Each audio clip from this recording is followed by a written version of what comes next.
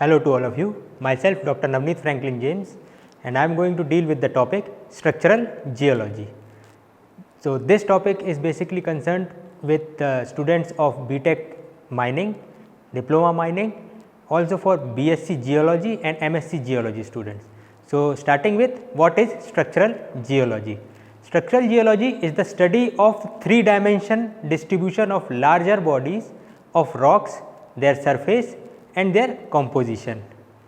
What we try to learn? We try to learn about the tectonic history, past geological environments and events that could have changed or deformed them. इसका मतलब structural geology एक three dimension मतलब ABC three dimension की studies है जो हम rock bodies basically rock bodies पे करते हैं, है ना, जिससे हम उसका एनवायरनमेंट जब वो बना था मतलब जिस कंडीशन में वो बना था, कौन सी कंडीशन थी, क्या चेंजेस आए, कैसा डिफॉर्मेशन हुआ, उसकी स्टडी करते हैं, दैट इज़ स्ट्रक्चरल जियोलॉजी. तो बेसिकली स्ट्रक्चरल जियोलॉजी हम तब बोलेंगे जब उसमें कोई डिफॉर्मेशन होगा.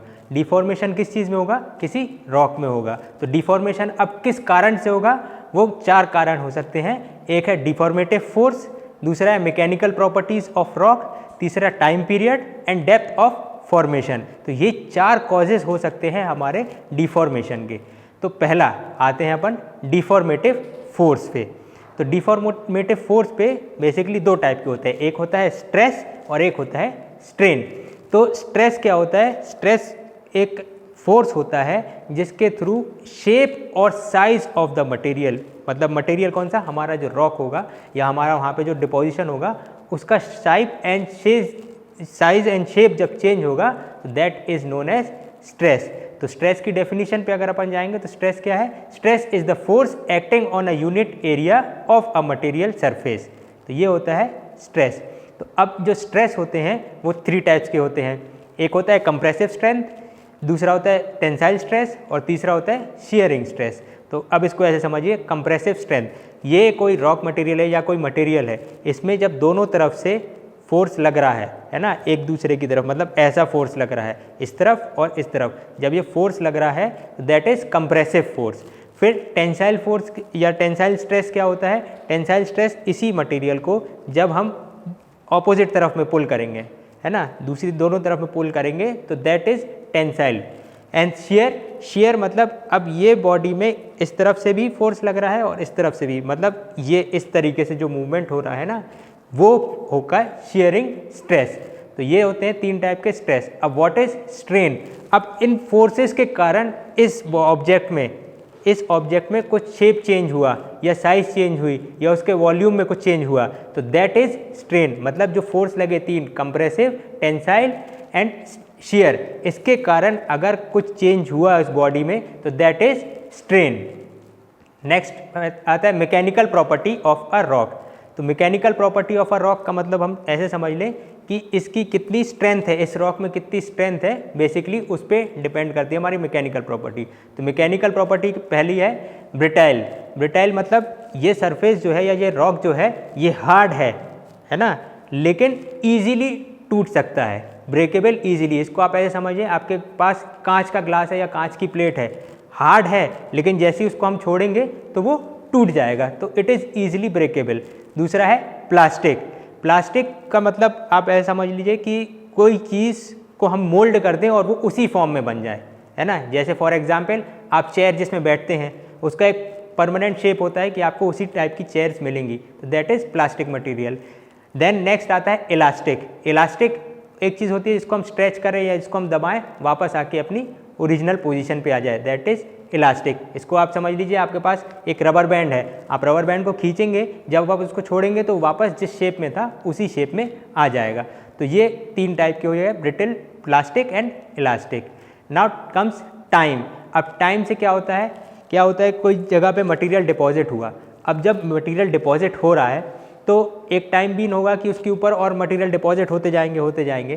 तो दो टाइप के एक्शंस हो सकते हैं. एक सडन एक्शन लगा उस पर, है ना, कुछ due to movements of the earth, उस सडन एक्शन के कारण शायद फोल्डिंग बन गई या फॉल्टिंग हो गई उस एरिया में, तो ये सडन एक्शन के कारण हुआ.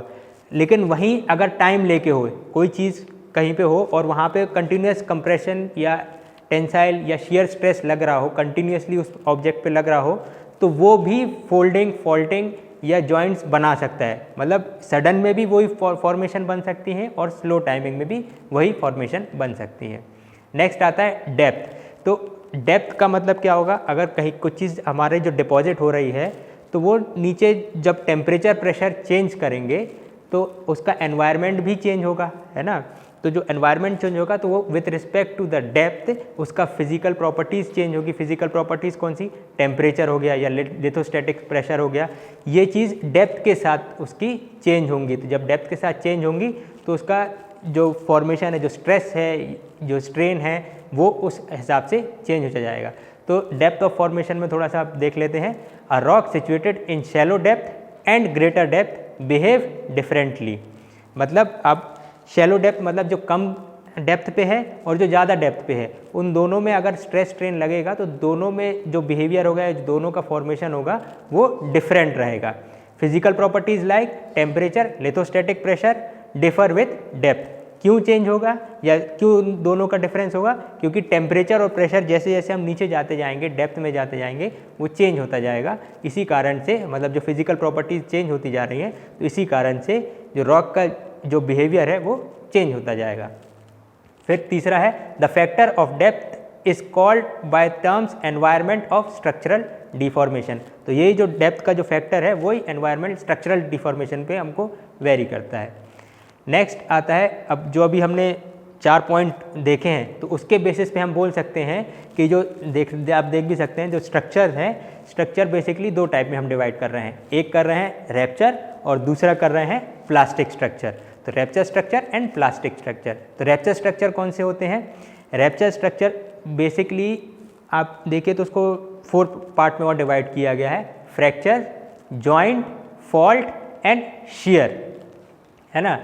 तो अब रैप्चर स्ट्रक्चर आप ऐसे समझिए जिसमें थोड़ा बहुत गैप आ गया, जैसे कोई एक ये रॉक है, इसमें कहीं पे क्रैक आ गया है ना, थोड़ा सा फ्रैक्चर टाइप के आ गया हो, तो दैट इज़ मतलब वो अपने से टूटने वाला हो या टूट गया हो, उसको रैप्चर स्ट्रक्चर्स बोलते हैं। तो सबसे पहला होता है फ्रैक्चर।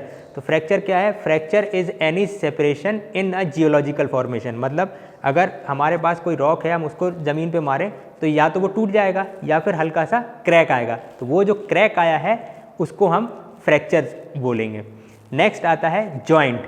तो जॉइंट क्या होता है? Joint basically it is a fracture dividing rock into 2 section. मतलब यही जो फ्रैक्चर आया था, वो जो क्रैक आया था, वो थोड़ा सा और बढ़ जाएगा, लेकिन वो टूटेगा नहीं, वो बढ़ जाएगा। उसमें हमको समझ में आएगा कि हाँ, ये रॉक जो है वो 2 पार्ट में डिवाइड हो रही है या हो सकती है।